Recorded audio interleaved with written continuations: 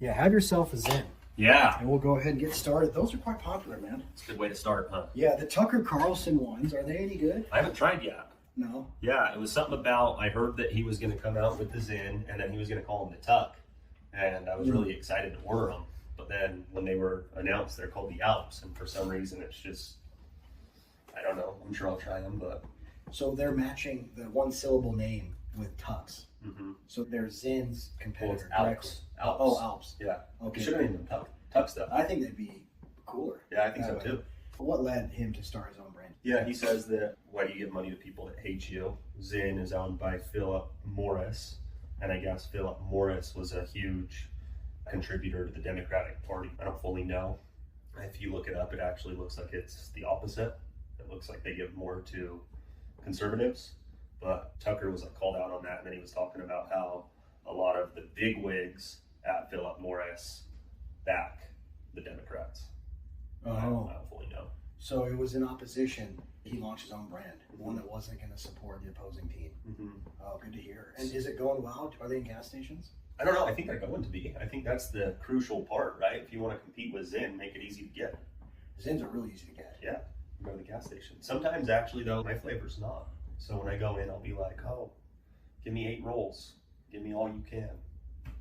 When they have it. When they have it. So how do you predictably buy your flavor of Zin? Do you have to order it online or? No, I just make sure when I go into a gas station and I have a roll left, I'll go buy as many rolls as I can. Stock up. Yeah. Have you ever had times where you have to get a runner-up flavor, and do you buy the runner-up flavor? Or no, you just wait No, I've hit Never- 6 different gas stations in a row though. to find. Yeah. Were you out? Were you at zero? I don't think I'm You're a forward thinker. You let yourself run out. You go to your stash and you make sure, okay, how much surplus do I have? Those are maybe your Utah roots, your planning, yeah. your food storage, Yes. it's your Zen storage. Yeah, on my necessities, right? So if we go to the dunes and I figure I'll go through 5 cans for that week, I'm gonna bring 10. Oh, so you always have enough. Always. So the rule is add double the supply that you're going to go through. Yeah. Okay, normally. That makes me sick. I've tried some, and I think I just ingest the liquid, Mm-hmm. and it makes my stomach sick. It turned a great boating day at Reno, Bonner Lake. Mm-hmm. It's not Boner, it's Bonner, Mhm. and it made my stomach feel really uneasy. Mhm. So the whole time, after renting a Mastercraft, you would think you're having the time of your life, Mm-hmm. but I was really in pain. Seasick I was from the Zen? seasick from the Zen. So the Zen got me. Yep. That can happen. Yeah, Zen 1, Sam 0. Yep. But tell me, you're a proud father Yep. of Kyla. Yep. She is 2 years old. Just turned 3. Just turned 3 years old. Yeah, October 29th. Oh, okay. Couple days. And you are a proud and loving husband of Shelby. Yep. And you two have been married for 6 months. Not even, man. We got married in August. Wow, you guys started up so quickly, and before you know it, you each have a ring on your finger. Yeah. You've been with her for more than most people's marriages. Yeah, a long time, 14 years. 14 years. Yeah. Wow, the big one, 4. Uh-huh. And you were born in Utah, Yep, Salt Lake City. Salt Lake City. Okay. Tell me, what was it like growing up in the Norton household? We had a good life, man. We were spoiled little kids. I have 2 older brothers, Chris and Casey. Chris is 5 years older than me, and then Casey is 7 years older than me. No sisters. We always have a phenomenal relationship as brothers, and we did a lot as a family in my younger years. We all raced BMX, and we did that for a long time, my whole childhood, until I was 12. And when I started racing, Casey and Chris were already racing for a few years. So it's like our family pastime. And then we did a lot of outdoor activity when we weren't doing that, camping and riding motocross and boating and that sort of stuff. And then when I was about 9 years old, 2000, 2001, my parents got a divorce, and our whole lifestyle that we were used to imploded at that point. But I wouldn't say it was bad, it was just changed. It was different. Did the outdoor activities stop, or did they just take a different form? You went with mom and did some outdoor things, and with dad the others? Yeah, it happened where the parents got really busy. My parents separated. My dad was just trying to climb out of a financial hole from getting a divorce and then having the economy go down, and they were in construction. And me and my brother Chris, we went and lived with my mom for a year right when they divorced. So I was in like 1st grade. And then by 2nd grade, me and Chris made the decision to move back in with my dad and Casey. And then we were bachelor pad for some years. And the outdoor activities still happened, but fortunately Casey was like 16 years old and had a driver's license. And so then we were going down to the sand dunes, and I was little brother just hanging out with a group I probably shouldn't have been with all the time. And you're the youngest. Yeah, I was of the brothers. So when Casey was 16 and we were going to the dunes for the weekend just with friends, I was 9 years old. So you had to wear your big boy pants pretty early. Yeah. Because if not, you would have gotten left behind. Yeah. Because then, Casey was 16, and where did Chris fall? Chris was 2 years younger than Casey. When he turned 16, you guys had access to all the dirt biking without parent supervision. Mm-hmm. Yeah, it's really weird because I've always been the youngest one of the network and of the group. And it was like that throughout the beginning portion and for the longest time in our sales career, and then just growing up. And now, 29, going up to San Antonio a couple months ago and talking to some of these kids that are like 20 and 19 and just getting out. Tables have turned. It's different. And when you bring up work, tell me, what did you do as your first job? Yeah, my dad owned a construction company. I would go up to the job sites with him as a little kid, like over the summer, and pick up trash and all that type of stuff and really not get paid anything, but just get babysat while they were working.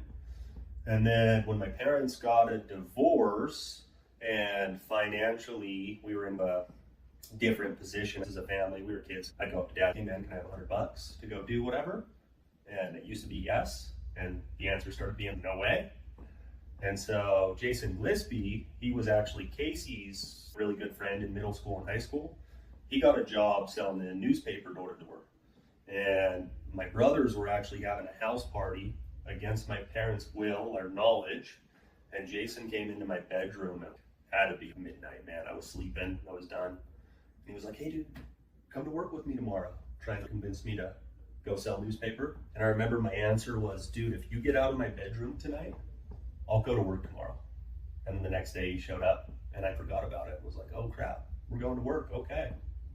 Wow, and that was your first job ever? 9 years old. I did that for 5 years. Oh, so it was not just a summer stint, it was a multi-year endeavor. Yeah. Was it selling newspaper, or did you have to deliver the paper with a side bag and a bike and you toss them? No, we were just selling newspaper subscriptions. When you would go door to door? All of Utah County. Did you know of any other products at the time or no? No, not at all. Honestly, too, for what we were doing and for my age, it was extremely lucrative. We were selling newspaper subscriptions. Jason would pick us up in a van after school from our house. And he could drive at the time? He would drive. Was Casey there and Chris, or no, just you? Funny, Casey started selling with Jason before Jason ran a crew. So when Jason was 15 and worked under somebody else, Casey went and sold. But Casey always did construction with my dad. He took the construction field. He didn't come to work with us at all. And Jason actually didn't like Chris. So for probably about a year, it was just me, and then I finally convinced Jason to hire Chris. Because was it easy to approach Chris? Was he ever curious, how's my younger brother coming home with all this cash? Chris wanted to go to work. He wanted the money, but Jason flat out told him no a few times. Chris's problem was he was just young, ran around with a rougher crowd. Jason and Casey, their crowd was like semi-rough, but Chris's was maybe like a middle school. Why doesn't that surprise me? Your first day, tell me some of your deepest memories or the funniest stories selling newspaper between the ages of 9 and 15 door to door. Yeah, so I've got a bunch of crazy stories that I could think of. One thing that I always like to share about my past selling the newspaper and how it's propelled me into my career going forward in the doors is we used to have this thing where Jason would pick us up in a van in West Jordan and whatever, and we'd pick up 10 kids, so it would take a while after school, and we'd drive out to Utah County. So you'd probably get dropped off by 5 o'clock, 5:30, and then Jason would start pickup around 8:30. And when you're picking up 10 kids, you know, sometimes you wouldn't get picked up till 9:30 at night, 9:45, 10 o'clock, but you'd have to drive home, and we were all in this big van, and on the way home, obviously energy's always really good. Normally, people have sold, music's really loud, and the worst spot in the world to be was in the backseat of that van. You could never hear like any conversations. Typically the guys that were sitting in the back probably didn't have a good sales day, so it was just super negative. You didn't want to be back there. And we had a thing every day where the top guy got the front seat, and that was on the drive home. And then the next day when you get picked up, you could hop in the front seat and kick whoever out if you were the top guy. And yeah, dude, that was my motivation. Was sitting in the front. What was really neat is I think I had more motivation than that should typically give anybody, because I was little brother hanging out with older brother and their friends. You had a chip on your shoulder and you wanted to show, hey, I can hang with you guys despite me being a few years younger. So Exactly. making yourself known, like Yep. holding your ground. And how did you do relative to your peers? Yeah, I smashed everyone, man. Just clobbered them. Yeah. Wrapped them up with newspapers. Were guys ever envious of you? Yeah, because I was like 10, 11, 9 running this thing, and I was literally making $2,000-$3,000 a week sometimes. No way, $2,000. Yeah. As Because we were making $25-$30 a subscription, and some weeks I would sell close to 50. wow, that is lucrative Yeah. for a 10-year-old. Yeah. There's big money on the line. We'd get our checks every week. Jason would pass them out, right? And he'd pass a stack of them or whatever, and we'd pass them around and take off our checks. And all the guys that were like going to high school and maybe had to pay a phone bill, and like their cell phone bill or their car payment or whatever, their check's like $600 and mine's a couple grand. And I'm like worried about buying candy at the gas station. No way. And what did you do with the money? Because when you're 12, you live with mom or you live with dad. Uh-huh. There's only so many expenses you could possibly have when you're that age, making $8,000 a month. I replaced my lifestyle that my father gave us on my own, which was cool. I always had money to do what I wanted to. Another fun young Collin story that I'll give you the fast version of is we always rode dirt bikes. And in 2007, Honda came out with the CRF 150, and it was the 4-stroke equivalent to the 80. The 80's the 2-stroke, and really cool little dirt bike for a mid-sized guy, and wanted that super bad. So me and Casey went down to Honda World there in Salt Lake, and I was like, yeah, this is what I want. And I basically talked to the salesman the entire time and got the order. And when we went up to the register to pay, he looked at my brother and he's like, cool, so what are you guys doing? Cash, check, card, how you paying? And my brother's, don't ask me, bro. And the kid's, no way, shut up. So I'm like, 2007, so I'm 12 years old maybe. Yeah, he's like, how you gonna pay? I'm like, card, bro, here you go. Bought my dirt bike cash. And was he lost for words? Yeah, it was really cool. What was his expression? He probably couldn't fathom that someone of your age had that much money on them to buy their own bike with their own money. No mom, no dad. Yeah. What do you think he was making an hour back then? 20 an hour? Probably not. No way. No way. Back then he was probably making what? 15 maybe, bucks 12 an hour. to 15, yeah. And he was a desk attendant at the motorbike shop. Yep. Wow. So did he ask you what you did for work? Was that your I first? don't remember. No? Okay. He probably was extra curious. He probably sat in bed looking up at the ceiling, just wondering, how did this guy pull it off? I don't know any 12-year-old who could go and buy a dirt bike cash. So with this being the first time I've ever heard the story, it all makes sense why you are a top 1%er in your field. I don't know if there is anybody who would outcompete you in any sort of sales competition, but that's probably because they haven't been at their craft for nearly as long as you. It started way before you were 16, way before you were 18, because you have to be 18 to work direct to home. Yep. You can't be any less. Yep. How long did you work as a newspaper salesperson? So That's iconic, by the way. I don't know what else you could sell door to door. vacuums were probably the big thing that was happening. And then that was also the start of the alarms. When did alarms start? Like 2002, but they probably got crazy in 2005, 6, 7. And where was your intersection between leaving newspaper sales into your next sales endeavor? So we all sold the newspaper for a long time, and I think I was probably in 8th grade when that fizzled out. Chris and Jason both decided to start pest control companies, or no, window washing companies, and they were competing against each other. Chris and Jason? Separately? Separately, yep. So They really didn't get along. yeah, it was really funny. That is interesting. They were working together, but they separated. Yeah, so like to back up just a little bit, Chris ended up selling the newspaper with us, and he was one of the top performers. And then because Chris was old enough to drive, Jason branched off into being a regional. Chris got a van, Jared got a van, Jason kept his crew. I stayed on Jason's crew since I was young. That was my downfall. That's why I didn't run a team. I couldn't freaking drive. I stayed with Jason, and we all did that for a little while. Chris and Jason both started a separate window washing company competing against each other while we were still selling the newspaper. And then my entrepreneur mindset is, I want to start something. So I started a pest control company at 14 years old out in Saratoga Springs. Jason would drop us off to go sell the newspaper, and I'd go sell 4 accounts, so it wouldn't look weird when I'd get picked up and had a couple accounts. But then I would go sell my pest control accounts. And I did that for a month, and I was straight up just buying chemicals from like Lowe's and spraying people's homes and paying my friend that was old enough to drive me out there on the weekends to do it. And not kidding, bro, I was actually crushing it right there. I was making $1,500 a day, but I was not licensed. It was not legal. It was literally, here's my flyer. I could come spray your house for bugs.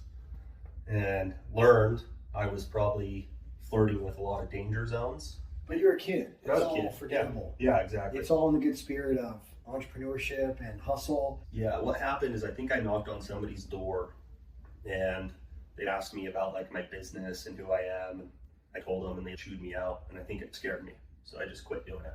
And it came to an end. How unfortunate, because of that one customer. Yeah, I think so. Yep. Do you remember them?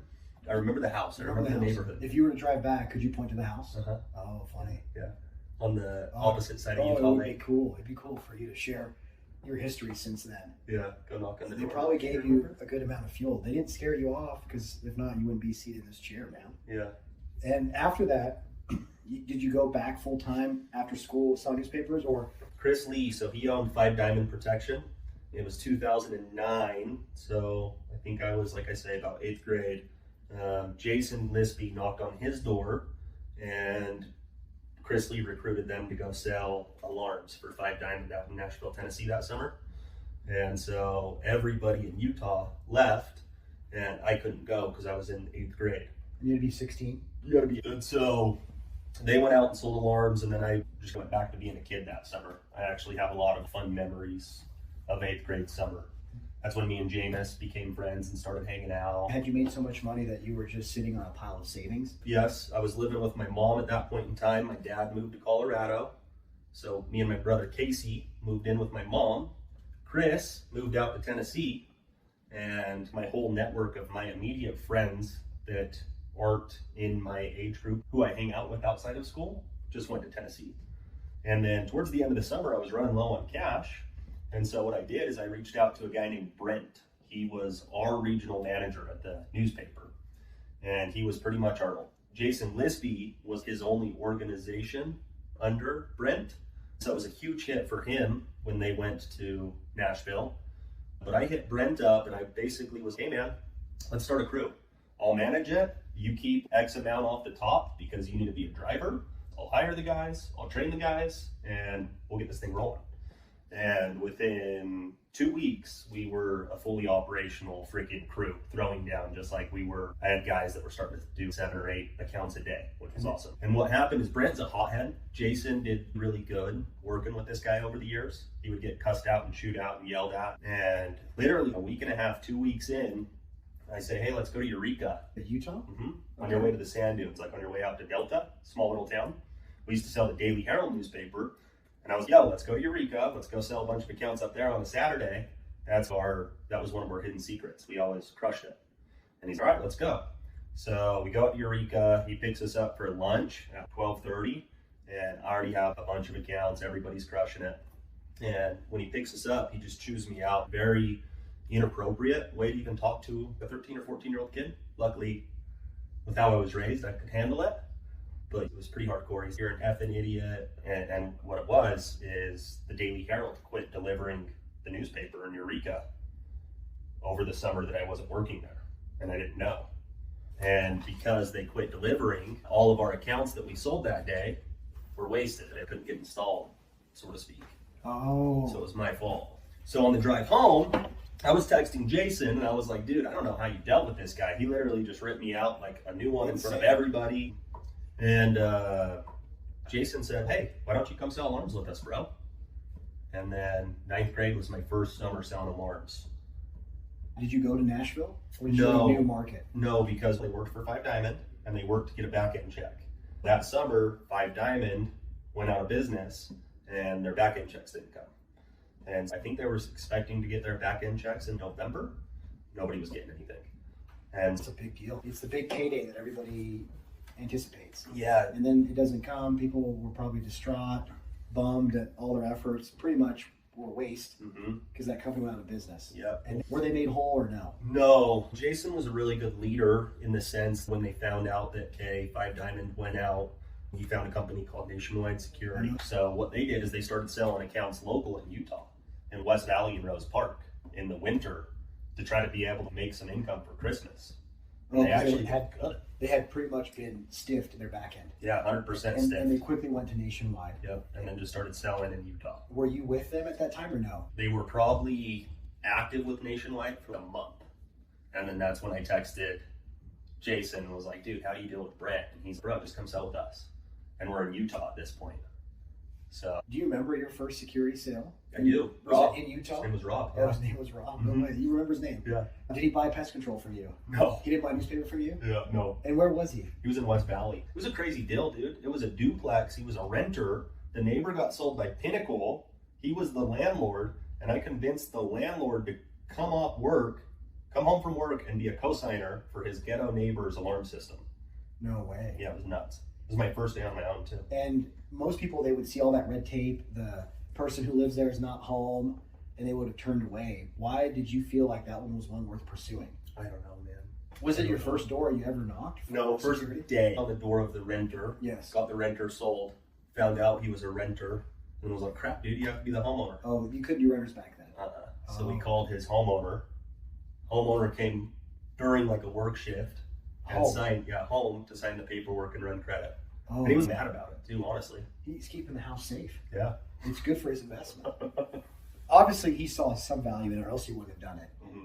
And did it get installed the same day? It did. Yeah, it got installed. The first year I transitioned into alarms, I probably would have made more money selling the newspaper at the level I was selling the newspaper at. It was just because how I was doing it and I don't know where I was in life. I was young, so selling a newspaper subscription to somebody who really didn't want it was pretty freaking easy. Going into college dorms and being like, come on, man, it helps me out. I'm going to college. Come on, just buy the newspaper. Come on, cancel it next month. Yeah, and I get paid. So it's $8, dude. Do it. Cancel next month. And my first year of selling alarms, it's actually crazy numbers, and I can't believe that I remember. I sold 98 alarms that year, local in Utah. You were 18. No, I was in 9th grade. Oh, so how did you get away with being 19? Yeah, so Was there someone in the office that just overlooked your age? no, Jason Kane was the owner of Nationwide Security. And Jason Gillespie, when they onboarded with Nationwide, created a pretty good relationship with him over the first, month or two. And then he just told Jason Kane about me. And they basically signed like a special agreement and had my parents okay. So you sold 98 accounts your first year. But I installed like 34 and I had a crap ton of cancels. And probably, I think that I would say a very high percentage of them were same day install. And so I had so many system pulls and just stressed my first year, man. It got you ready. Oh, bro. And were you on phone calls All the time. every It was single morning? stressful. And why were these people cancel, you think? Is it because they probably wouldn't have ever bought it, but you charmed them into it, and then they had buyer's remorse the next day and they felt, do I really need this? Or what was it exactly? I would say that like a couple things. Selling for Nationwide, not an awesome company. Old, boring, Yeah. No Nothing exciting differentiation. about it. archaic systems, the Yeah. button keypads that you see in old movies. Yeah. And then probably just like a wrong way of selling, right? Convincing people to do it for me. Probably how I was selling the newspaper and why I would be successful at it. I transitioned into alarms and realized, hey man, I gotta not do that. And in one way, it did teach you stress management, gave you a lot of exposure to handling things that an average 16-year-old doesn't. Mm-hmm. I imagine you also were able to talk a few people off the ledge and keeping it. Yeah. So Yeah. you started to negotiate, persuade, overcome buyer's remorse. Everybody has it. How helpful was it, though, you had those earlier challenges in your career that have brought you where you are today? Could you have gone as fast as you did had your career not been front-loaded with that amount of opposition? Yeah, I think that was really good. It was good. It was good for you. It wasn't good in the moment because you're seeing your work pretty much reversed. Mm-hmm. Your rewards rescinded. Yeah. But it gave you that experience. How can I improve my sales abilities? Yeah. And where did it take you from there? What did you do to reduce your cancellation rate? I couldn't really put a finger on what I did, but I can remember. Because you've certainly fixed it, man. I would say 9 out of 10 people who sit with you sign up and they keep what they buy. Huh. And it's probably because of maybe your experiences years and years ago teaching you how to do it the right way. But I didn't mean to interrupt. What were you going to say? On that note, there's a couple things that come to mind, but yeah, my breakout moment that I remember is we were in Elkridge up here, like behind Salem, and it was a Saturday, and I just had cancel after cancel. I'd sell one every day, man. And I think it was 2 weeks straight where it was literally my 11th cancel in a row. And this one was so bad. I had these people sold. They signed my contract, and then I asked them to use their bathroom before I left their house. And by the time I walked out of their bathroom, it was fast. They were, "Hey, Collin, we've decided not to do this. We're so sorry. We appreciate your time, but we're just not going to do this. But we really value your time, so let me give you a bunch of CDs." They handed me a big pile of CDs. I guess they did something with music or whatever. And I was like, "All right, cool. Thanks, no sweat." And I walk outside, and I think the van was there to pick us up for lunch or whatever. And I hop in the van. I think Chris was driving at this point in time. And I just freaking busted up in tears, dude. Started breaking these CDs, punching them as hard as I could. Plastic was going everywhere. And Chris was like, "Dude, what's going on, man?" And I was like, "I'm done. Screw this job. Done." And then the next week I came back to work and just changed how I sold people and figured I needed to improve my skill set and focus on my craft. We went to Corpus Christi, Texas, the summer after. And so when does the summer start? April 15th. April 15th. So everybody packs up, they go to Corpus Christi, and I am in 10th grade. And so I don't leave until May 20th. And they already had a month on me, a bunch of accounts I wasn't selling. And I remember when I got out to the office, I told Chase Kendrick, who was 30 years old, that I was going to be one of the top dudes that year. And he laughed and just said something demeaning because of my age, like, "Good luck, young buck," whatever. Super condescending. And then I kicked all their asses that summer. I was actually the top 2 rep for nationwide that summer. And it was bullshit. By the time my summer ended, I ended the number 1 rep. Joseph Cicala was the number 2 rep that was actually beating me all summer, but I passed him at the end of the summer. Jason Kane knew that I left for the summer and went back to school, I don't know, August 12th or whatever it was. And Jason Kane hit me and Joe Cicala up on a conference call and said, "Hey guys, we're throwing out this crazy incentive for whoever wins at the end of the summer." And Joe won because he was still selling for 3 weeks. Oh, but that's an unfair fight. Unfair fight. I remember. You have been withdrawn from the race. Yeah, I remember. When he was how old? He was like graduated. 25, oh, dude. so an adult male, 7, 8 years older than you, is getting probably tossed, and you go back to school. The guy who owns the company pretty much just gives him a win. And that probably bothered you. Yeah, and Joe was his recruit. He worked in like Jason's office, not his office. He had a different manager, but it was in like Washington, and it was bullcrap. Dude, but you had basically beat him the entire summer. Well, that was your second summer? That was my second summer selling alarms, my first summer traveling.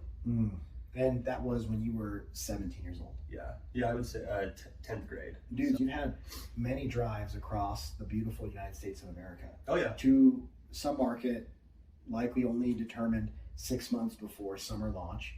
What was some of your most memorable experiences in door-to-door? Oh, man. I think one I remember of you, maybe we're accelerating too quickly, because you had gone to Denver and you were really big on finding a neighborhood, planting, and getting your name out and not leaving that neighborhood until you had plastered all those homes in those neighborhoods with the Vivint orange sign, that branding, the one that everybody knows. And you showed me a video of each time an account gets turned on active after you sell them and they get installed, there's a bubble. Isn't there some sort of mark in that video in your phone? And you were telling me, oh, it was a few. But then I remember you zooming in, and it was not a few. It was a multitude of pins out of how many homes do you think existed you sold Vivint to in that subdivision? That was in Colorado Springs, okay. 2019. There was probably like 650 homes total in that subdivision. And I probably entered that subdivision at the beginning part of April. And I remember I actually was still going into that neighborhood some days during the extension of the summer. But I think I did in between 140 and 160 installed in that subdivision. In that subdivision. And that was like in almost 30% of the homes that existed had Vivint. Yep. Because of you. Yep. In that 3 or 4 month summer. Yep. Why is it that you think you got your foot in the door with so many people in that area? Our technology was just so much superior in that area. And so honestly, that summer it was our outdoor cameras and our DVR. It was huge. Give people 30 days of continuous recording. If something happens at your neighbor's house across the street, your camera doesn't have to be activated by motion for it to record. And that's what separated you from everybody else out there. So what does it mean then to you about not only having a tremendous skill set that you've been sharpening over several years, but you could couple that with world-class tech? Mm-hmm. Yeah, I would say that honestly for me, I probably do have a skill set that's like a little bit better than like an average guy or somebody who's been doing this for a few years. You're being really humble, man. You're being so humble right now. It's okay to say that you are among the best. No, I really feel like, honestly, on like sales IQ, if we were to go and get, I don't know, a confident salesperson and talk about all the different sales techniques and sales IQ and say there's like a test on it, I bet you I would do pretty freaking bad, bro. You think you would? Yeah, I don't know, like a C. I guarantee that there's sophomores at the company, guarantee it, that would test way higher than I do on that test. Yeah, but testing on paper is only one form of quantifying someone's proficiency. Yeah. Why is it that you outperform so many people, you think? I think one thing that I learned a really long time ago, and I'm super grateful for that front seat in the van on the newspaper days. It's just like Grant, man. If you want something, go out and work hard for it. One thing that I guess I'm really good at compared to probably the average door-to-door sales guy is controlling my mental attitude and just going after what I want. I've always told my guys over the years that literally every day that I go out and sell, I feel like getting a sell is my supplement that I need to stay alive tomorrow. So you see it as a means of survival. You're there to transact. Yeah. And that's what makes you a top 1%er in the field. I would say. And so that's where you think you outperform other people, Mm-hmm. is you just have this high sense of urgency. You cannot leave wherever you are without a deal. Mm-hmm. From the time that you step out of the car, from the time that you are about to leave. Yep. Do you remember instances where you hadn't sold anything all day and you start to get anxious and apprehensive and the sun is setting and time is running out? Mm-hmm. What goes through your mind in situations like that?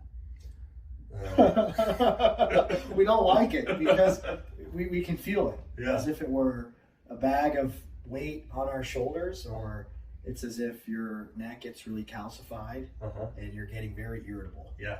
But the thing is, you have to keep a straight face. People cannot tell this means so much to you. Totally. And you have to, as if you're playing poker, or hide your emotions. Yes. How is it that you're able to do that so effortless over so many years when you're put in a position where you have to perform? How do I say? I almost feel like knocking doors in a neighborhood, and I don't even know if this is a good analogy because I'm not even like super familiar with this, but it's almost like a game of chess, I would say, is how I do it. With your question, okay, I've knocked all day, say it's 8 o'clock and I haven't had a deal yet, and I feel like I have 30 more minutes of knocking time to go get my deal. I'm not gonna go in panic mode and start running to every single door that I possibly can just to try to make contact. Literally, it's just gonna come down to, I know my neighborhood, I know who's not interested. So if I knew you had an ADT system and I've knocked on your door 10 times and you've never answered, I know that I'm probably gonna get you at 8 o'clock at night. And just my confidence that I would have to go approach those final doors to turn them into something. And the pressure's on, though, because if you leave a house and it's 8:30 at night, you might not get another shot. Yeah. And the last thing you want to do is go home empty-handed because you feel as if you let yourself down. Yep. You lost on the day. So you do everything you can to avoid situations like that. I remember hearing something along the lines of selling early and selling often. Mm-hmm. What's the impact for you when you get a deal done early versus a deal when it's dark and you start to see lights inside turn off, doors and garages shut, people become less responsive? For me, and I think for everybody that knows this job, the sales highs are really high. So if you have not sold all day, or if you went 3 days without selling, your demeanor is probably going to be in a different place than if you had just sold, or if you came off a day where you sold 3 the day before. In my career, I learned a few years into it that I don't want to go more than 4 doors without talking to people. and I really want to be able to get a deal in every quarter of the day. I would break my days out. I'd get on my first door at 2 o'clock, and then it'd be from 2 to 4, I'd want to find my deal. And then from 4 to 6, I'd want to find a deal. And then from 6 to 8, 6 to 9 o'clock, whatever it was, I would want to find a deal. And then same thing, but like on Saturdays, I would break it into 4 quarters. And then what I would actually do is I would treat each quarter like a separate day, and I would either reset as if I bageled if I didn't sell from 2 to 4, or I would reset as, okay, I got my deal in that day, now I'm moving on to my next day. Oh, so you pretty much ignore the success you had in your first quarter. You pretend it doesn't exist. Yeah, but I need that sales high. So you do it for the need or the benefit of getting momentum, but you don't rest on your laurels, so to speak. You don't get satisfied with just one. That's what turns a day in from 1 account to 4 accounts. Tell me your craziest sale. I know there are so many. I think I know one that you want to tell. But that guy felt credit. That guy felt credit. So he doesn't count. Okay. But tell me one that you just felt, wow, I am likely the only person that could possibly sell this person. Meaning the opportunity was so slim and you were against all odds. They gave you tons of objections. They had all the reasons not to buy, but they decided to buy from you. Do you have one of those? Yeah, it's so funny because I can remember so many nights coming home and like, I don't know, in the past when we used to sell out of a van. Okay. It was like super fun to have story time at nighttime. It's the best, man. You know what I mean? Everybody shared their stories. Yeah. And I remember having a lot of times being like, dude, I did so good. But none of those are like sticking out to me right now. It's because it's become just a normal day. On the life of Collin. On that topic. It's just normal to have situations like that. It's the baseline expectation that hey, every day I'm going to go out there and I'm going to pull off a miracle. And pulling off a miracle just becomes your default setting. Is yes or no? More yes than no? Yeah. You have had a extremely successful sales career, one that anybody would envy in a good way, one that anybody would be inspired. But you did that at such a young age, when you have so many people who are distracted, so many people who don't have the determination, the self-belief, the wisdom to continue when the job gets really hard. Because of that greatness, it has brought a lot of ability to your life, financially, professionally, emotionally. What are some things that young people should know that are going to be facing hardship just like you did, that maybe they aren't prepared for? I don't know if this is necessarily, I want to jump a little bit as far as you asked, okay, crazy deals that I've sold, blah, blah, blah, and then also what you just said. My first summer transitioning over to Vivint, we were all like, probably 60 to 100 account reps nationwide. If you sold year round, the top guy was like probably 100 accounts. And when we came over to Vivint, it was not unusual for people to do 300 accounts in the summer. And we were working with Chris Lee that summer, which was a 300 account guy at Vivint. And dude, I freaking hated him that summer. I actually wish he would listen to this because he helped me. But that summer I didn't know it, and I freaking hated him. The reason I didn't like him as much, or I'd say hate's a strong word, is because it's all mindset. It's not what I'm saying. It's not how I say it. You don't need to write down my exact pitch. It's my mental mindset. It's what I'm willing to do every single day to go get a deal. And it's what I'm willing to do to control my emotions every single day. And I absolutely hated that. But that summer and learning that literally don't point your finger outward, point it inward. When everything goes wrong or everything's not going your way, put the blame on yourself, figure out why you're not successful. After that summer, we went from selling like 100 accounts. I think I actually did mediocre that summer. We were in Oregon. Summer, was this 3, 4?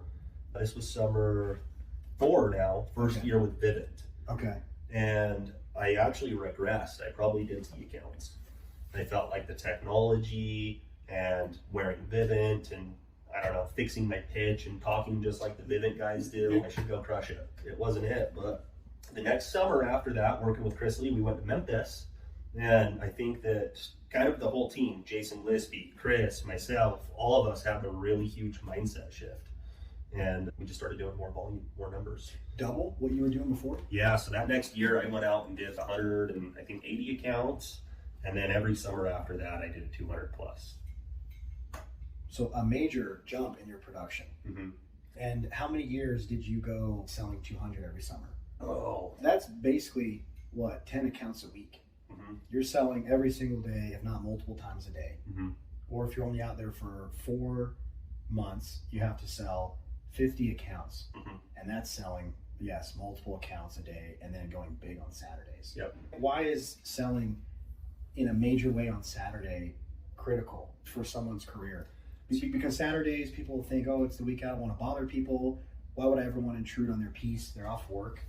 But that's not how you have 200 account summers. Yeah, I always said that you want to have a big Monday and a big Saturday. Why a big Monday? Why not a big Saturday?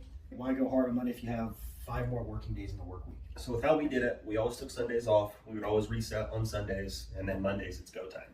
You have a weekly goal, you have a monthly goal, you have a summer goal.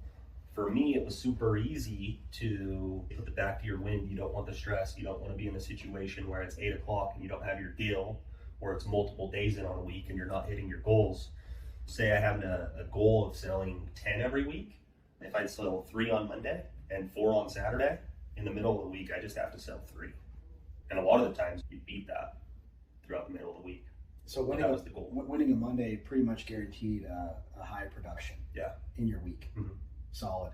And what was it like when you bought, this might be changing gears just a bit, but you just came today from buying a piece of pristine real estate in a area that is very sought after. And you won't ever brag about yourself, so I have to fight your humility by sharing, not too much, but enough so people see and hear what you're able to do in direct to home. Because you've always been making money ever since you were 12 years old.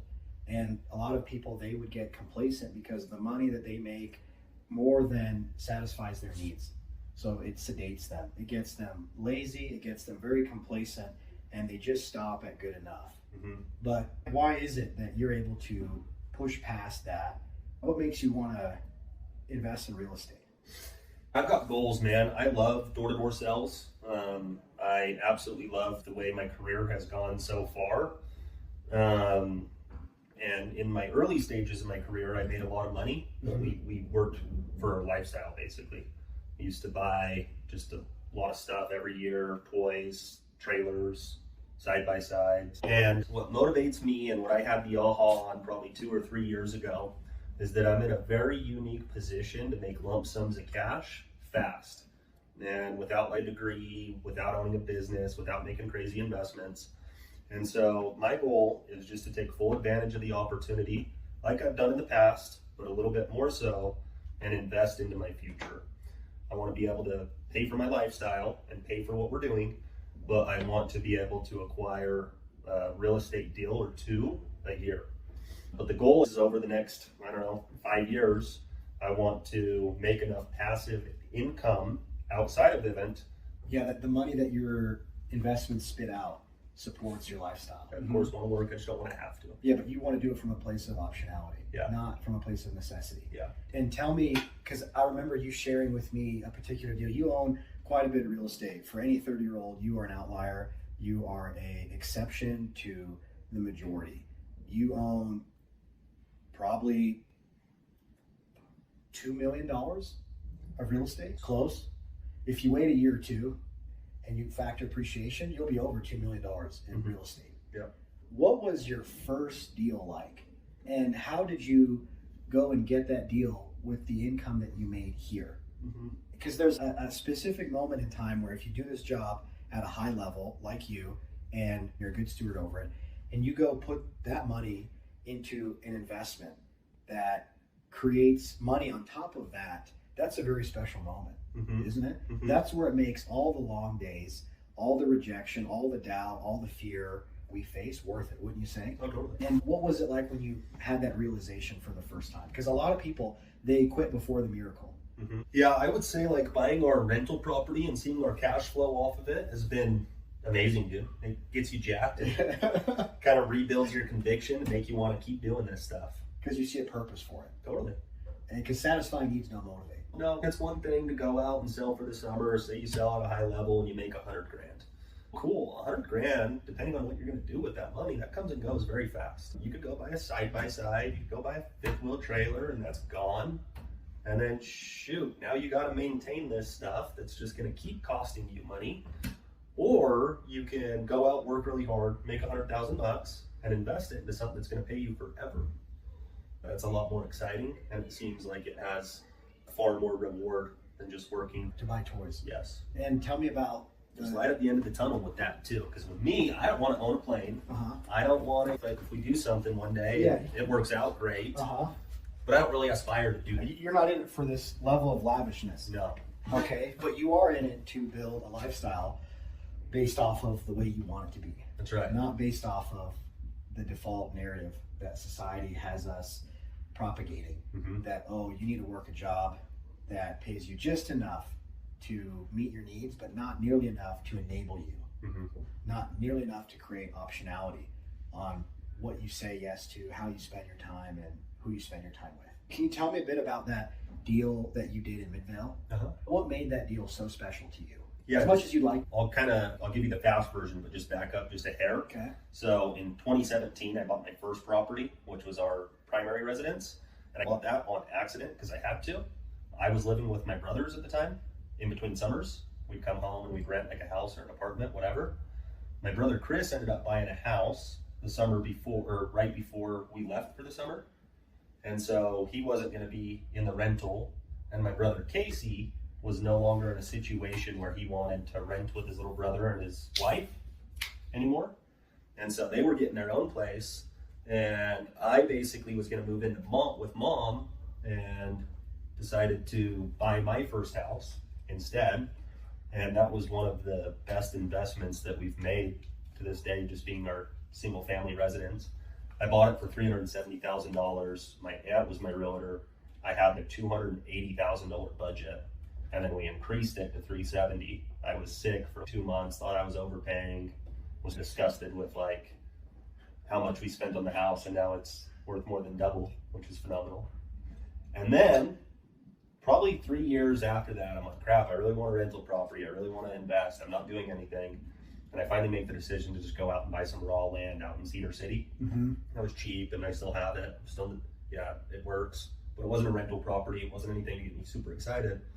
And then But they're not making any more land. Yeah, no, it's good. And it's not bad. by Cedar City, that's growing tremendously. Yeah. At some point, someone's going to pay a lot more for that parcel than what you paid for it. I would say. Is that a good feeling? Yeah. It's exciting, at least knowing that, oh, I have something of value that's increasing over time that is going to serve as a place for a business or a home that you have. It's a resource. So you buy that piece of land, you hang on to it. What came after that? Yeah, so we really decided that we wanted to buy a rental property and get something to cash flow, buy an actual house. Me and my wife were unwilling to move out of our primary residence. Okay.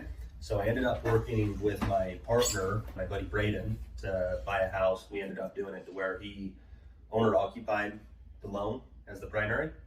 And so it got us into the house with only 5% down. But my aunt was the realtor on that deal again, and we were basically running numbers for 3 months on different deals and looking at everything you could think of. And this house popped up in Midvale that we went to buy, or that we ended up buying. And I called my aunt and Braden and was like, I found our house, let's go look at it ASAP. And my aunt had something going on, and I was like, look, you need to get another realtor or something to meet us over there. This is the house. And she ended up freeing up, met us over there. We walked through the house, and it was just the bones of everything that we wanted. Purchase price was awesome. It worked well to turn it into 2 different units and see really good cash flow on it. But like the downstairs of the house was in really bad shape. And so it was funny walking through it with Braden and my aunt. Both of them were like as excited as I was. But I've ran so many numbers prior to seeing this thing that you knew it was. I freaking knew it was a winner. Yeah, like we're not seeing very many winners. This thing is a winner. Yeah, and you had to boil an ocean to find a deal like that. Yes. And so I was like, look, let's put in an offer quickly, right? Like right now. Okay. And then by the end of the day, we found out there was already 3 offers that were turned in. Oh no. And yeah, through negotiations though, I was like, look, I want this house. Let's offer them full asking price. Let's just ask for this one contingency. and say we want a decision within 12 hours. And so they ended up coming back and saying, yeah, they'll sell it to us. So they accepted your offer over the others. Yeah. Why do you think that was the case? I think that we were paying full asking price, and we just didn't add. We were paying full asking price, and we just wanted to get it under contract, so we didn't try to beat them up on anything. Oh, okay. Yeah, nothing. So because you were willing to be easy to work with, a Mhm. cooperative buyer, Yep. that accelerated the deal. And then once we got them under contract, we beat them up. Oh, you did. That's probably the better way to do it, is you let them know, hey, I'm going to be easy to work with, but you want to make sure you get every dollar either valued appropriately or discounted appropriately. Yep. And when you're finding a home like the one you did in a historic part, but a very not up and coming, it's a very thriving part of Salt Lake City. Mhm. There's the I-15. They say you want to buy near hospitals, near schools, where there's pride of ownership. Yep. Where you bought checks all of those boxes. Yep. And why is it that you think the other two didn't see the same potential you did?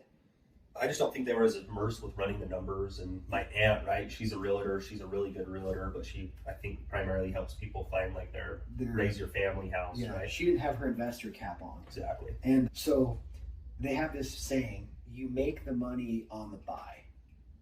Okay? Why do you think that is true in this particular deal? Yeah, we bought it for a really good asking price. And there was a ton of value to be added, right? Exactly. That's what I was. Oh, sorry. No, you're good. Yeah, I was going to say we got it for a good asking price, and there was a ton of appreciation that we were able to force, and then we were able to turn it into multiple units. And so multiple units, more than two. Yeah. So you turn into 3 units. Mm-hmm. That's amazing, man. What a winner. So you have cash flow coming from 3 different tenants, Mm-hmm. paying off this asset in a very awesome place of Salt Lake City.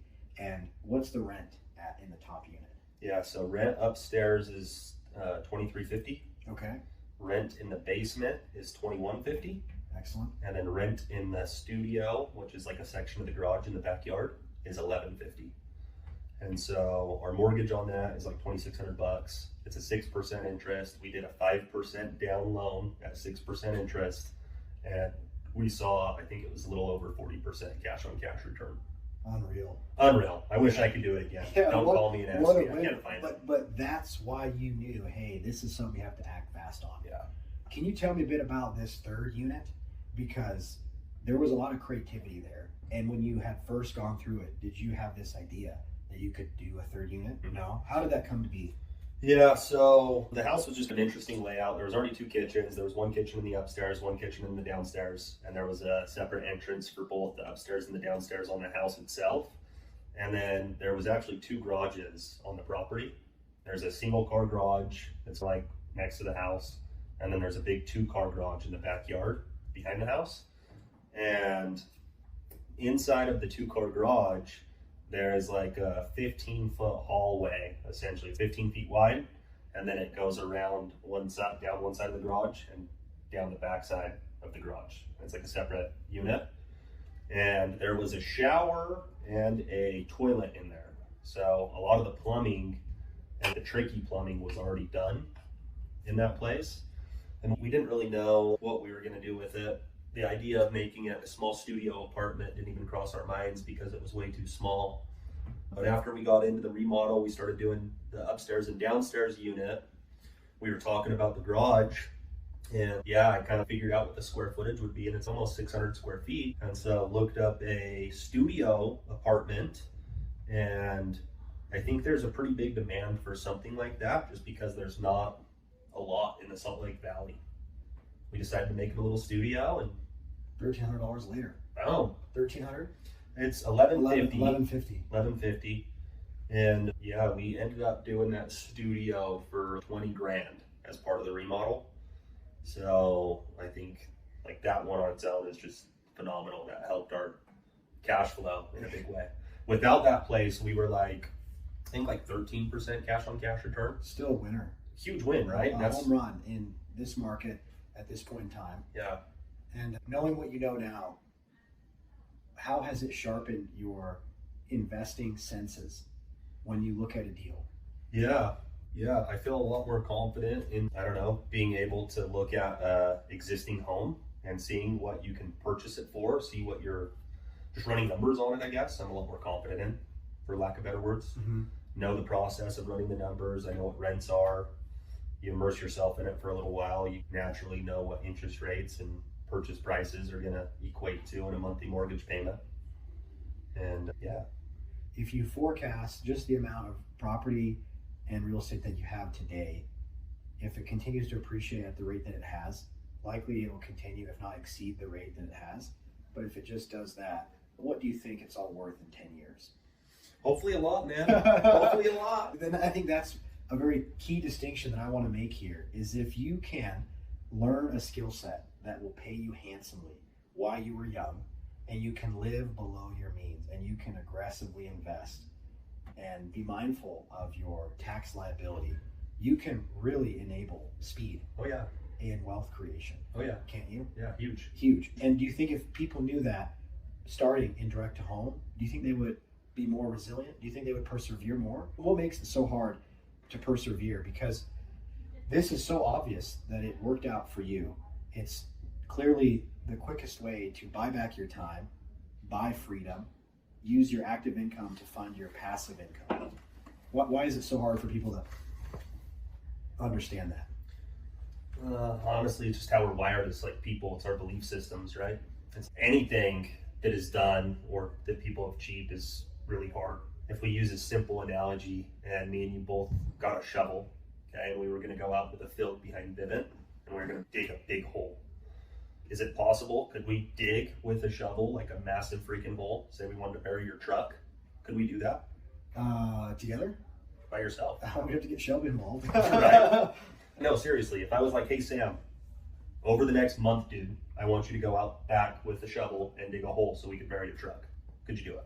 I think we could do it. I think so. You and I, yes. Yeah, for sure. Mm-hmm. Say you're even by yourself. You probably could, dude. Digging a hole with a shovel as big of a truck, I don't think it'd take you a full month.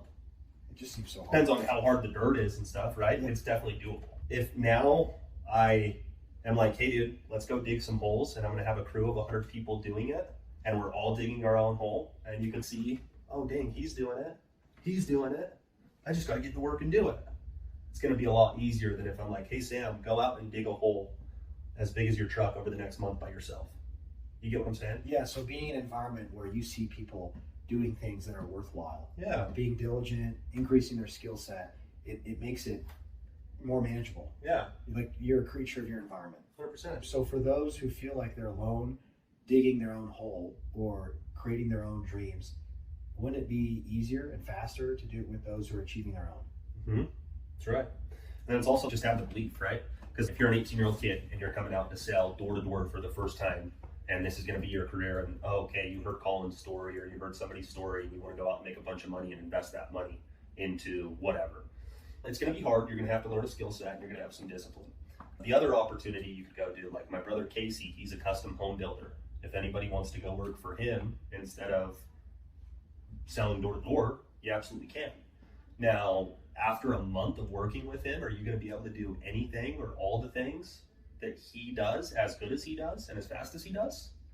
No. No way. We go work with your dad. He's the Picasso of drywall. Yeah. He'll come in and make it look smooth, get rid of your bubbles, make it look good. Could we do that? In a month, probably not. No, not at all. Yeah, no. Like, I could do his drywall work, but I couldn't do it at his ability and the way he does it for a long time, dude.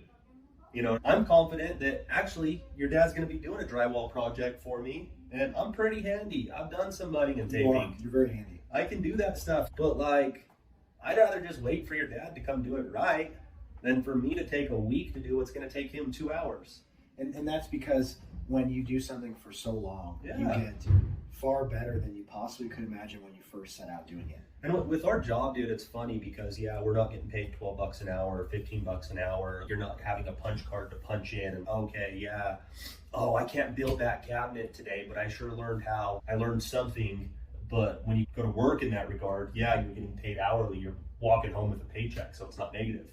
If you come to sell alarms and it's your first summer and you have 6 days a week and you hear Collin saying, break up your day into quarters and sell multiple quarters, sell every single day. You're new, dude. You might not be able to sell every day.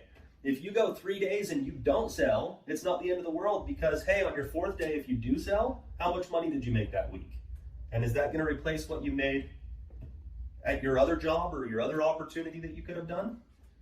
Do this the best that you can and build on it. And it's an Does that make investment. sense? It does make sense. That the day you plant the seed is not the same day that you benefit from the shade. No. And tell me about that old adage. We hear it through Vivint all the time. You often overestimate what you can do in 1 year, but underestimate what you can do in 5. Yep. What exactly does that mean to you? Yeah, that's huge. For me being here for so long, that kind of hits home to me a little bit, right? On underestimating what you can do in 5. But yeah, a lot of the times people are like, my first year, I know so-and-so that went out and sold 100, 150 accounts his first year. That's exactly what I want to do, is go sell 150 accounts. And then if maybe they're not on track to hit that, their first year, maybe they will implode or the job's not for them and they're super negative and they can't do it. When really, if their first year they would have paid the price, done whatever it took to learn the skill set and walk away with the amount of accounts that we're going to walk away from, and then apply themselves and everything that they've learned the following year, they're going to be able to do far more. And people, they just quit before they see the progress. Yeah. And people need to separate themselves from the progress and just marry the process. Yes, that's right. Was it not hard, man, for you to continue knowing that you were going through maybe difficulties that people wouldn't probably ever imagine? We do live in a really awesome place with a lot of opportunity, but it's all relative to your reference point. And even though we have a lot of freedoms that we enjoy, there's still doubts, there's still fear, there's still times where we wish it were happening faster. Was it not ever a temptation for you to just can this? I should quit this? I shared with you my story in Elk Ridge, out here knocking doors. Like, I was done that day. Yeah. All the cancellations. Yes. Oh, you did tell me that. Yeah. There was another day in Salt Lake City at a McDonald's where I called my stepmom of all people and was like crying, and I quit that day too. But I never actually quit, right? So yeah, this job's super hard. Anything that you do that's worthwhile is going to be pretty hard. But yeah, I definitely had, gosh, dude, I can't do this. I'm throwing in the towel. Screw this. But yeah, no, it's just not quitting. It's not in your DNA to quit. And if people don't quit, do you think it's only a matter of time till they get more than what they want? Yeah, as long as they're true to themselves and they're doing what they're supposed to be doing when they're supposed to be doing it, and they have conviction and want to see success. Okay. And what does it mean, high tide rises all ships? High tide rises all ships. You break that one down for me. High tide rises all ships is, back to your point, is if you want to be the best, you have to go where the best reside. Yep. Because if you are the average of the 5 people you hang around with, Yep. you want to be around people that are pushing you to think really big. Got people that make you feel uncomfortable doing what you've been doing for as long as you've been doing it, because they will raise the standard.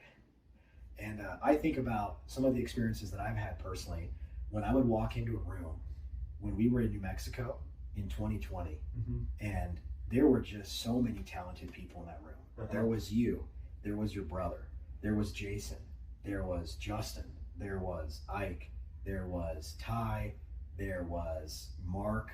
There was just this infectious feeling. You were among people who were really performing at a high level. And if you showed up with anything but your best, you felt guilty. Yeah. Or you felt like you were cutting yourself short of a lot of opportunity because you had people around you doing it at a high level. Yep. But okay, tell me about other blessings that have come from this job besides learning how to master your mental state, acquiring lots and lots of real estate over the course of your working career.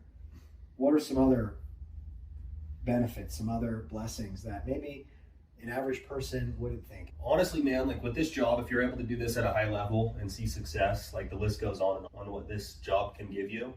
For me, it's everything that you just mentioned, like mental stability, mental strength, being able to work through different relationships and stuff like that in my life, and knowing how to have those conversations, and then also mental ability to go through hard things is huge. Financially, obviously, if you're able to go out and make $100,000 or a couple $100,000 in a few months or year, whatever it is, without a degree, without making huge investments into something, you're probably in a better earning situation than the average. I always say better or probably better, but like literally I've never heard of people that are able to make the money that we make without, like I say, a degree, a huge investment. Yeah, a doctor, 10 years of studying. Yeah. And I think like outside the box entrepreneur, right? Like people that maybe started a business or done other things that aren't like so mainstream, being a lawyer, being a doctor, going to school, getting a degree. Like anything you do is going to take a lot of money. It's going to take time. It's going to take time. If I want to go compete with my brother Casey that I keep talking about, Mm-hmm. dude, to even get one of his tractors in my arsenal, it's going to take some time and some effort, a lot of work to be able to make that investment, to be able to have even one piece of equipment that he has in his arsenal to do his job. You know what I mean? So just confronting reality that, hey, whatever you're going to do is going to demand a lot of effort, sacrifice. Yep. And it's going to be predicated on how willing are you to exert your skills in a very timely way. Yep. It's really slow and steady. It's too boring to notice until it's too obvious to ignore. Yep. And that's the crazy thing about skills, about compounding your money, about being proficient in a field is it's very slow. Yeah. But then it gets to a point where you can't ignore it. Yep. You have a skill, man, that many people aspire to have, a mentality that has come because of years and years of being uncomfortable. If you could go back and give your younger self advice, starting an industry like this where it's all based off of competition and performance, what would you say? Yeah, I would say just save my money. I wish I was a little bit smarter with my money. Again, going back to like my younger self, I was super blessed and over the average person that even starts at Vivint, I would say, because I was taught the competition, the grit, and the hustle at a young age when it didn't matter. So what I mean by it didn't matter is I just wanted to ride in the front seat. That was a small thing to have pressure for. You know what I mean? I didn't care if my bills were getting paid. I didn't care if I had X amount of accounts. Like every day, I just wanted to ride in the front seat. And then as a byproduct of that, what did I get? If I rode in the front seat every single day, I was the top guy on the crew. Every week, every month, every year. My paychecks were bigger than anybody's. And I just learned that's like the most important thing.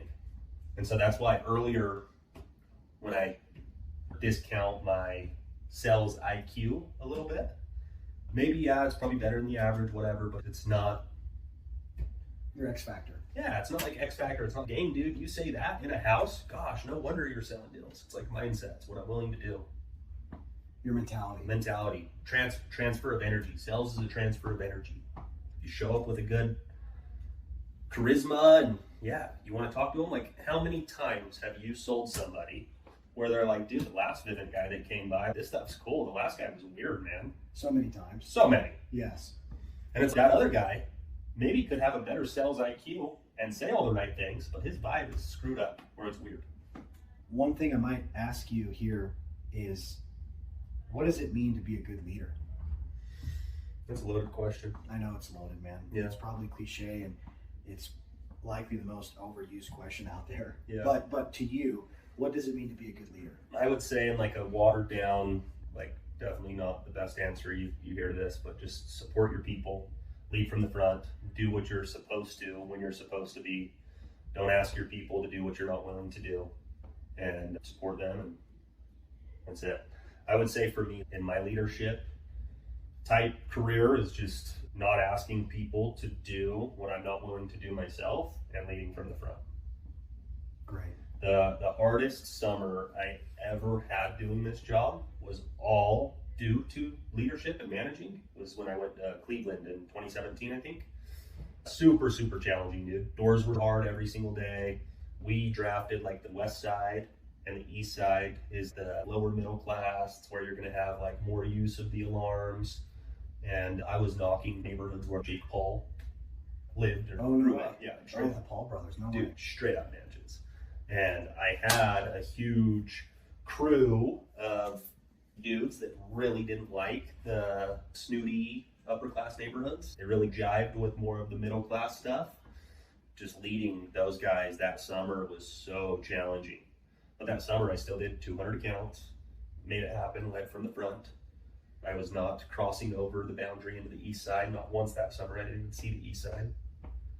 That's like where the crew wanted to go every day. I was like having to have, Tempting you in your ear. dude, I was having multiple calls with the other manager about, okay, please don't take these accounts. These guys are blatantly disrespecting me and you. Please don't take these accounts from us. I'm doing everything I possibly can to try to keep them in the boundary. Yeah. They say that the job of a manager is a job of saving 1,000 lives. Oh, God. And if you want to make people happy, just quit your job and sell ice cream. Yep. You've taken bullets, you've had remarks said about you in moments where it wasn't easy to be a leader. Because this job is so difficult where people are so emotional. They are up, then they're down, and then they want it this way, they want it that way, and you just can't quite possibly please everybody.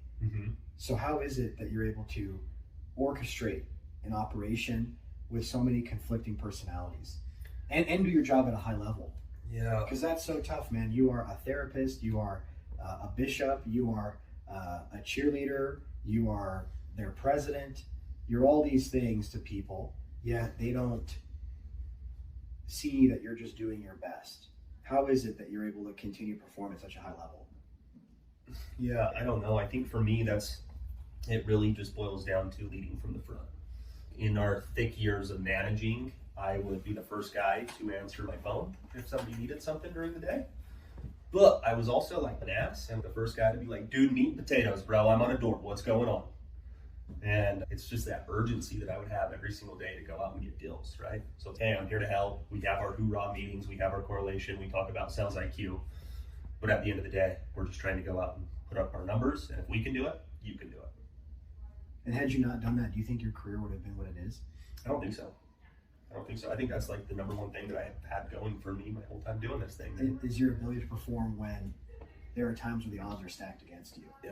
That's killer, man. That's a Mamba mentality. Yeah. It is something to admire about you, man. Every award ceremony, I always hear your name multiple times.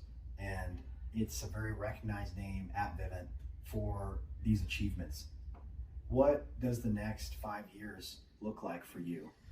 Yeah, so it's funny because 5-year plan, it starts now, right? My wife's going to see this and be like, we're on year 3, dang it.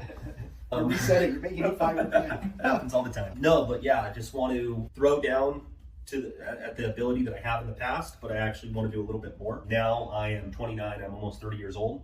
And in the past, we have been able to do everything that we do on such a minimal amount of time. So yeah, last year, a couple 100,000, 300,000, and then the year before, a good amount of money.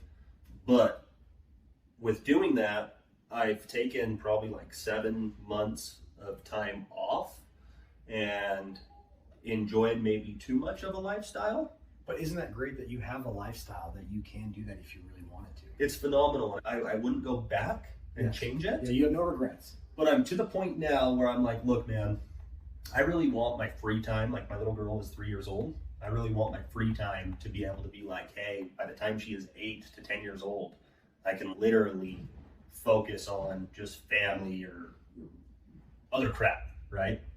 I don't have to trade your time for money. Yes. So my goal is I want to just throw down the best that I possibly can, make as much money as I possibly can, and make really good investments over the next 3 to 5 years.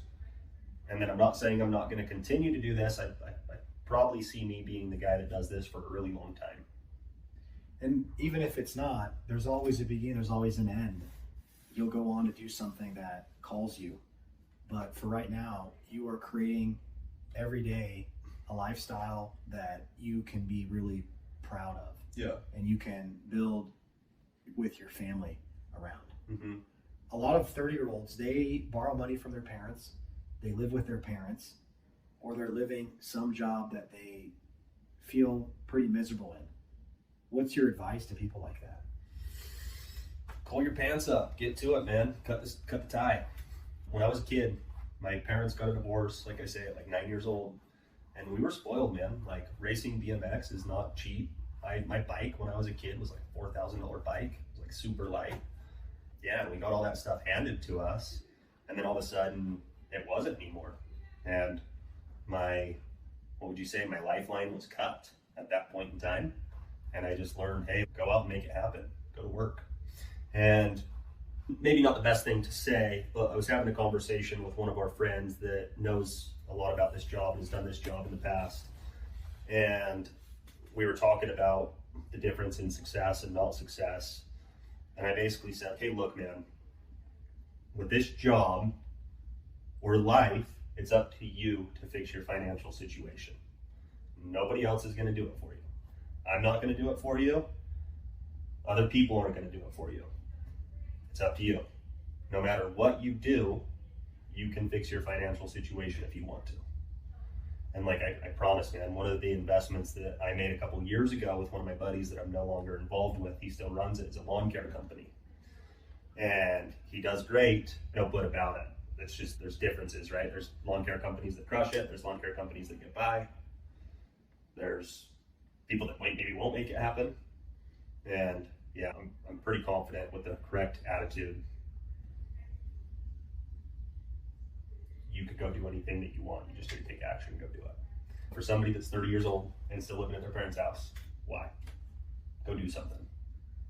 And what about a guy or girl who's 18 years old and they live in a household or in a community where it's really easy to follow the status quo? It's easy to go to a university, find something that they might be somewhat mildly interested in, go get a student loan, and graduate college and work a job that they don't want to be doing, that doesn't give them the possibility of financial freedom. It's the scariest thing in the world to me. And a lot of people are taught that it's not the scariest thing in the world. That's actually the thing that you need to do is go to college, get a degree, get a job. But a job is just over broke to your lifestyle. So say, for example, you go to school, you go out and you get a 4-year degree and you get a bunch of debts to be able to get that degree. Now you're already setting yourself up in like a funky position. Say you're going to get $60,000 a year, $80,000 a year, hell, if it's really awesome, $150,000 a year. Okay, now you have a college bill that you have to pay for, which is going to take how much of your money off of your salary.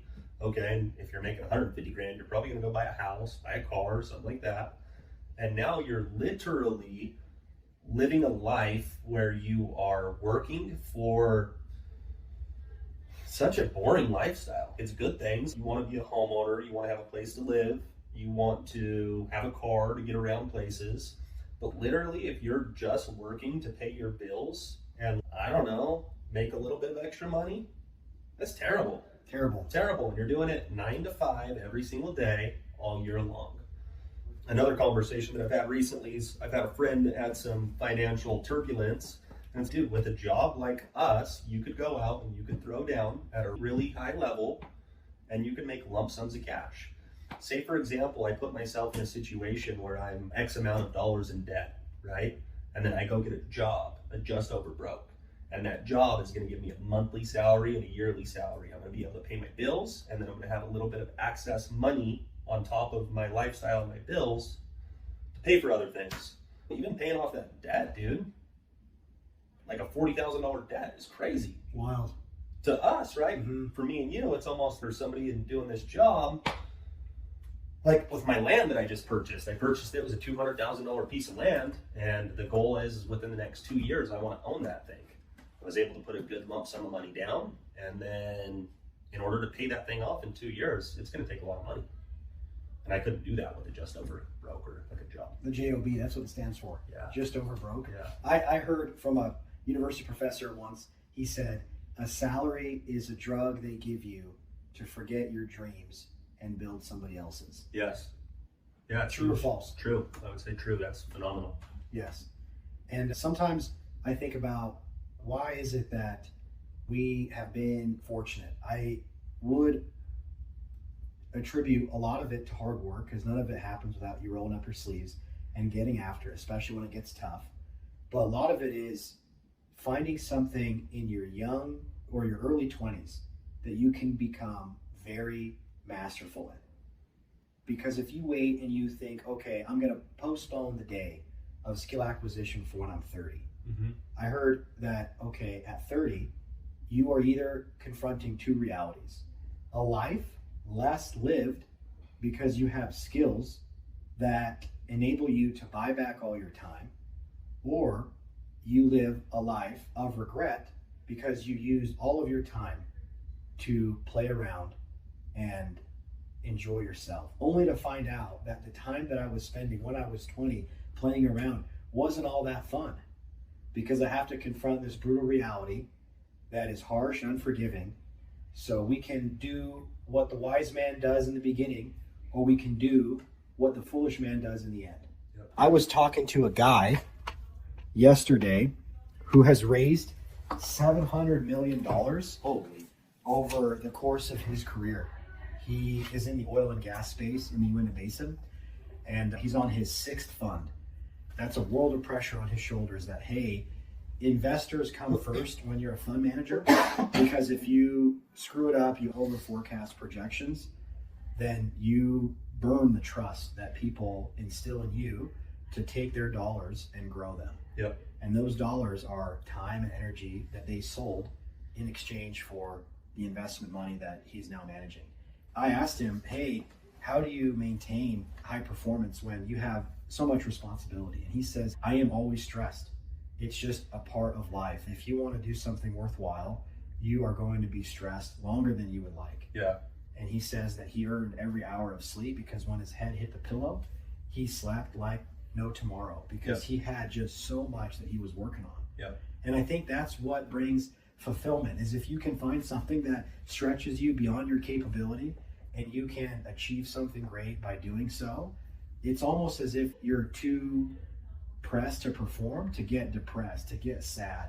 Where your head needs to be is, I have a 1-year plan, a 5-year plan, and a 10-year plan. Yep. And I'm either ahead or behind that plan. And if you're setting the right plans, you should always be behind. Yep. And you should feel as if your adversary is gaining ground on you and you're 1 or 2 steps away from death. Yep. Because that's what keeps you engaged. It keeps you on the edge of your seat. It makes life exciting. Yep. Hey, pressure creates diamonds. And if you don't feel like there's a pressing need that you need to get out of bed every day to solve, you are just going to move through life too passively.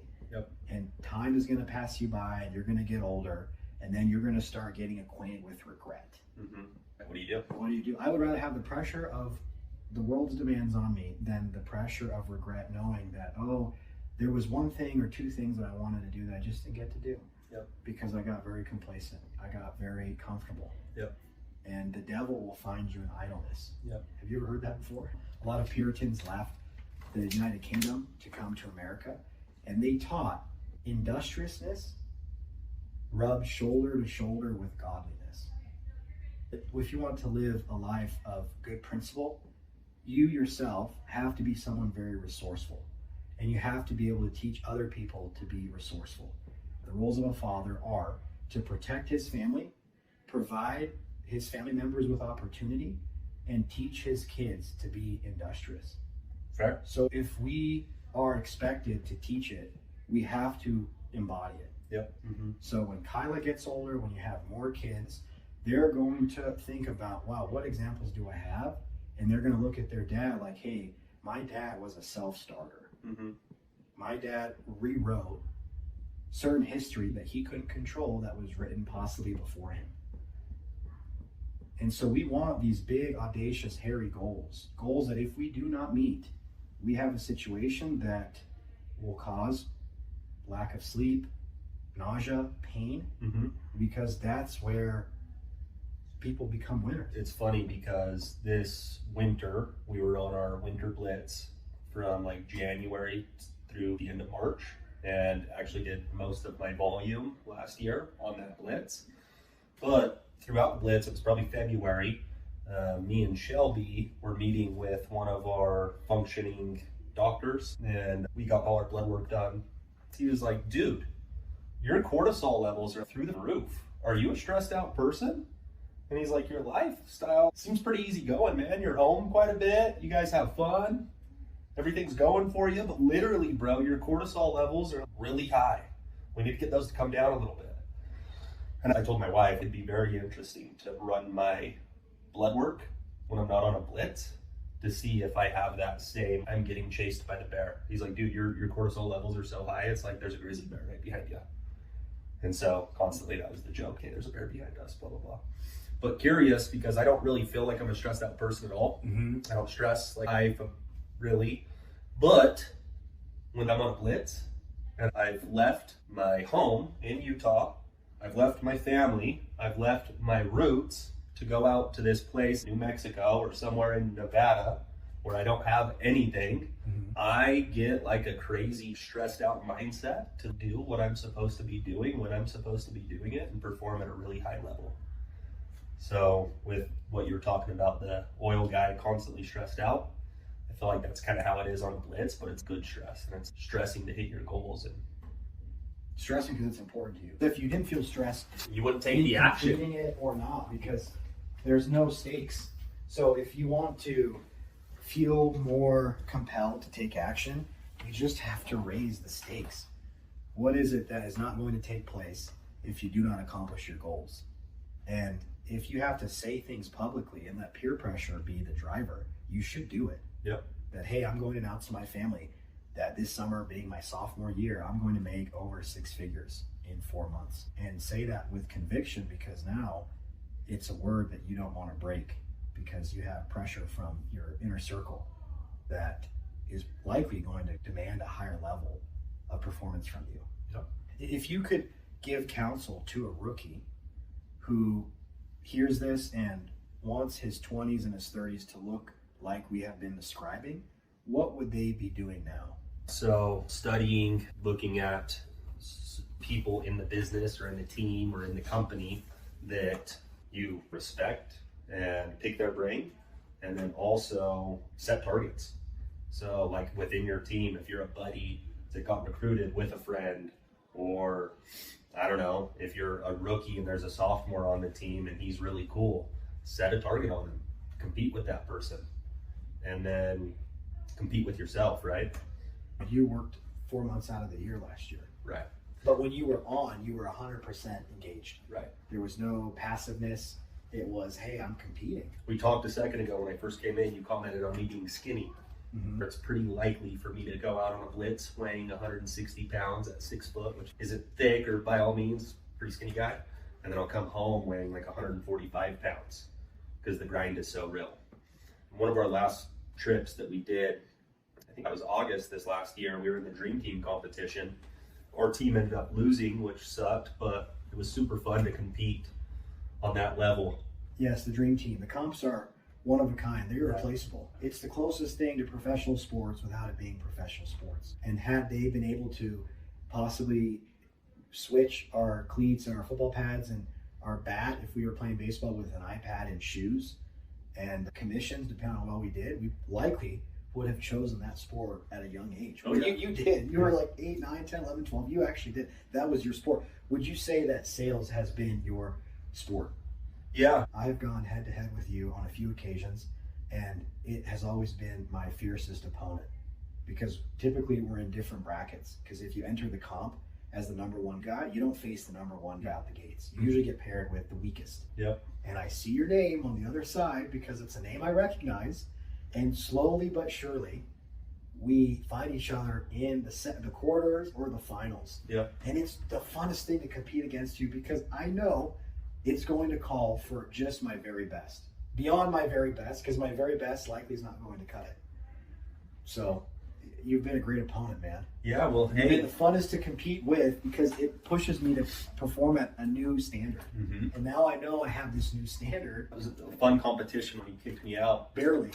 Frankly, there's years where I draw blank simply because there was so much going on. You had to manage, you had to be the leader, you had to support, you had to be a shoulder to cry on. What happened in that comp?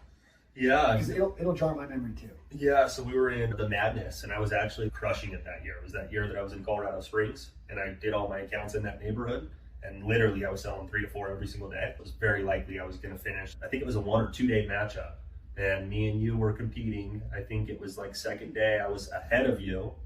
I just had a terrible day. I think I sold 1, and you had a great performance. I think you sold 5, and I think we were in different time zones too. Because I got home at like 9 o'clock, and I checked the mobile report, and I was like, cool. Sam had a bad day too. And then at midnight, you sent me the little purple devil horns emoji, and I checked the mobile report. It was true. Oh, dude, that's just... And I was like, screw this guy. Adding insult to injury, man. In all fairness, if we were to compete now, you would slap me upside the head. Oh, I don't know, man. I could compete in some ways, but other ways you would just... I think if you turned your phone on Do Not Disturb mode and you didn't look at all your notifications, it'd be a fun lights out show. I think there will be something like that in the forecast. Yeah. Over the next few months, because it's on during the summertime, and that's really where all the money's made, and it's where the most fun is had. Yeah. One thing I was going to ask you, what advice would you give to somebody who is tired of being average? Do more.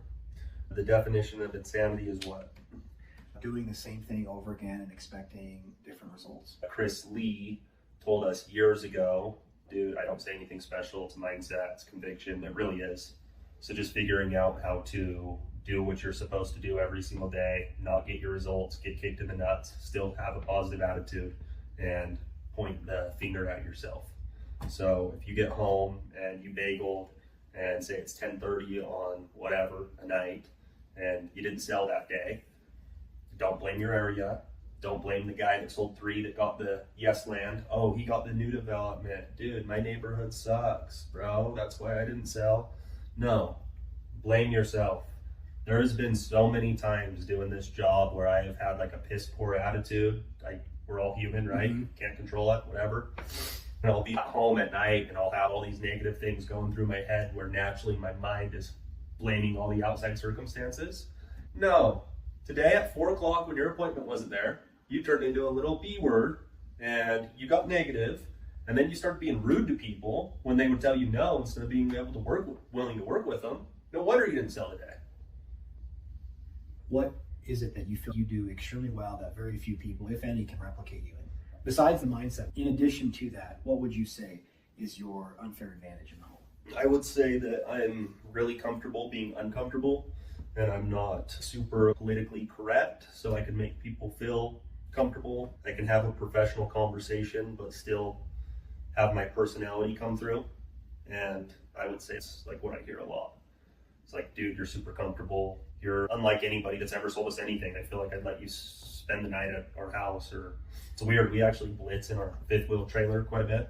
So when we go out to market, I'll pull out my trailer, and then I knock in the country a lot. So where people have a couple acres, 2 acres, whatever. It's probably every single blitz that one of my customers are offended that I am not going to cancel my RV campground stay and move my trailer over onto their lot for free. They like you that much. Wow, I didn't know that. Create a relationship. So you are really good at creating raving fans. So when someone gives you the money objection, hey, I like what you have to say, the technology is sweet, I just don't think I can afford $100 a month. Mm-hmm. How do you go about overcoming an objection like that? I think there's one that really stuck out to me is if somebody says they can't afford it, what they're really telling you is they don't see the value in exchanging that amount of money for what you have. And so I bought my first house at 21 years old, kind of became a homeowner. And prior to that, I used to feel like adults had the certification. I don't know, you'd get out of college or you'd get your career and you buy a house. You're a certified adult and you have your stuff figured out. And I realized doing this job, probably after I bought my house, man, now I'm a certified adult and it doesn't really feel any different. If there's a homeowner that can pass credit and they can pay their bills, they can absolutely afford what we're bringing to their door to sell them. They just need to figure out how. And usually there's something done wrong before they try and close them for them to get that objection. Oh, I just can't afford it. They're building up value. The customer isn't ready to do a transaction and they ask for the close too fast. I don't go for the close until I'm pretty confident that my whole recipe has been done to where that customer's ready to sign. A very easy analogy is a lot of us have all been in the dating scene. We either have a girlfriend, wife, significant, or you're actively dating. You are never going to pick up your first date get them in the car and be like, hey, we're going to go see a movie and get a bite to eat, but let's make out real quick. You're just not going to do that. But on the end of the first date, you might very well be able to French kiss that girl, or she might want to French kiss you, but there's got to be some things that take place to make that energy and make that transpire. It's the same thing in a sale, and just don't ask for the sale before it's earned. And how do you earn the sale per se? It's a whole recipe. So from knocking on the door, you got to get the people to like you. You've got to get trust. If they like you, people buy from people that they like. So if your quote's the same as Joe Schmo's, but Joe Schmo was boring when he came in and did the presentation, but you're not boring, they like you, chances are you're going to win the business for that reason. You've got to be trusted. So if you're going to get somebody's personal information, if you're going to take payment from somebody, if you're going to sell somebody a contract with service, if you're going to ask somebody for referrals, you need to be trusted. They have to trust, they have to like you, they have to trust you, and then they have to see the value in what you have. That's it. And dollars follow value. It's not value follows dollars. That's it. Okay. Dollars follow value, yeah. One thought that I had earlier is you asked, and this isn't really like, I don't know, too beneficial, but just again, to kind of talk about my Uncle Rico days. So in 2017, our team, I was co-manager with Jason Gillespie. We did a little over 2,000 accounts that summer, and we were in the second division for the Cup. We were competing with Trevor Frank, but we were right below them. That summer, we freaking crushed it, man. Our team ended up taking second place in the Cup competition. That summer, I would have to say, looking back, we really achieved and everything we possibly could and left it all out on the field. That summer, we ended up taking second place at the Cup.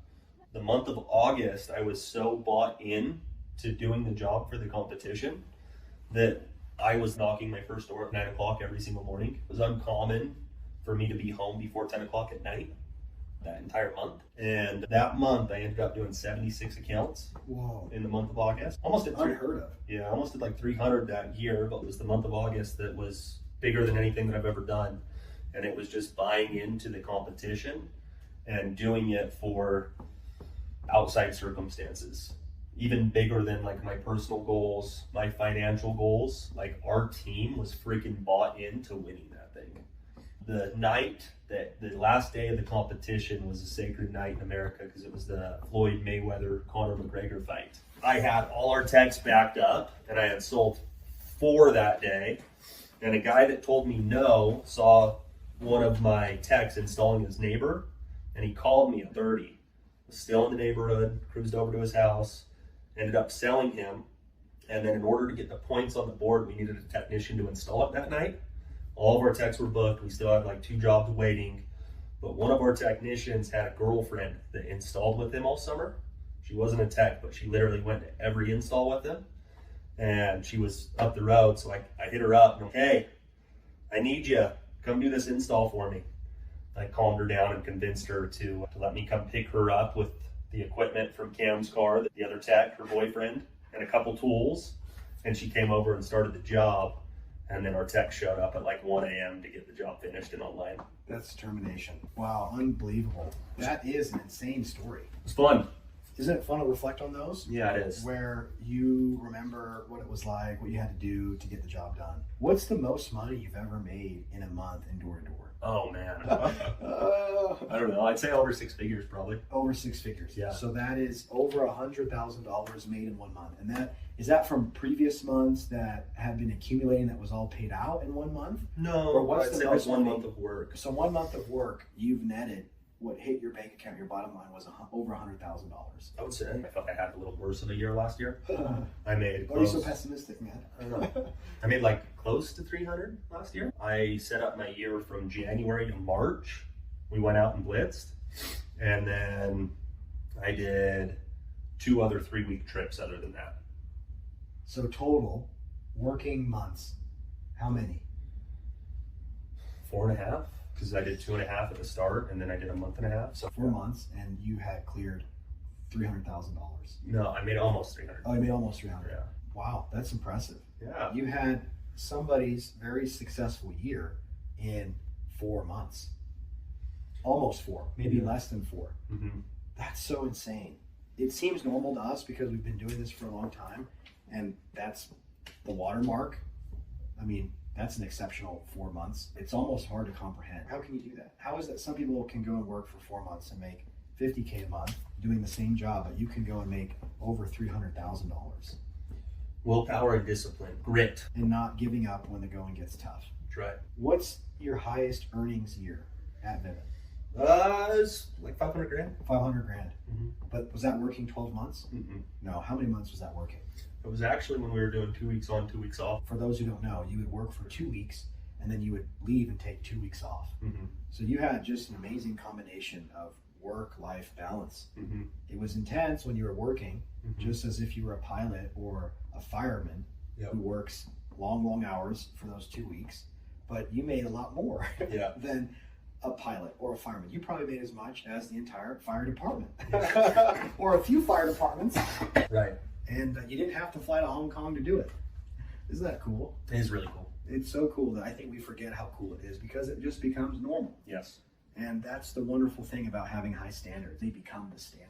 Yep. And anything less, you sort of feel like, oh crap, I really shit the bed. And that's a terrible feeling, and I never want to feel that way again. Earlier, you asked about jobs, going to get a career. Me and one of my buddies were talking the other day, and he's like, dude, what would it take for an hourly rate to get you to go work for somebody? Oh, there doesn't exist one. Yep. And the second worst income is W-2 income. Yep. Because W-2 income means that you are taxed by the federal and state government as an employee. Yep.